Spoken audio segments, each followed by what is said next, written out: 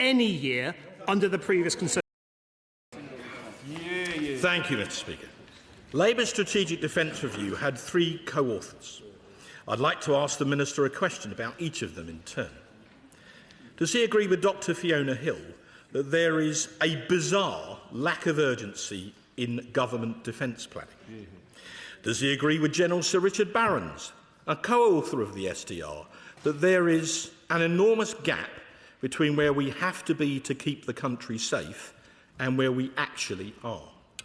Or does he agree with Lord Robertson, lead author of the SDR, former Labour Defence Secretary and distinguished former NATO Secretary-General, that the Prime Minister has shown a corrosive complacency towards defence? All of these strong words have been spoken in the past 48 hours. This is no coincidence.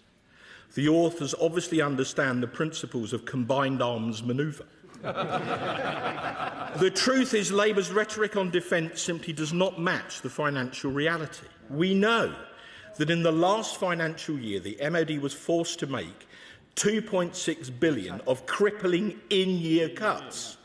It's now been reported that in this financial year, they're being asked to find a further £3.5 billion on top. That would be catastrophic for our armed forces. Can the Minister categorically assure the House there will be no in-year savings exercise this year?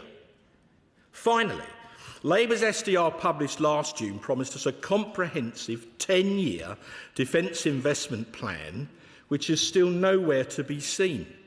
One Labour peer told me prior to Easter that waiting for the dip was like waiting for Godot, except that Godot finally turned up. So can the Minister now tell the House in what month and what year Labour's much vaunted defence investment plan is actually going to be published? Or is Labour's Chancellor, who is adamantly refusing to sign it, still going to hold our armed forces to ransom? Isn't that why our Prime Minister, who resolutely refuses to overrule her, is all mouth and no trousers on defence? Minister. I see the armchair general is out in full force today. Deary me. Mr Speaker, let me personally place on record again my thanks to Richard Barrons, George Robertson and Fiona Hill for the superb work they did in authoring the Strategic Defence Review. They know, more than many, the mess that his government left defence, hollowed out and underfunded defences. That's not my words, that's the words of a Tory Defence Secretary from this dispatch box admitting the failures they made with our armed forces. But look, in our first year, Labour has boosted defence spending by over £5 billion. We are now spending more on defence this year than any year under the previous Conservative government. Any year under the previous Conservative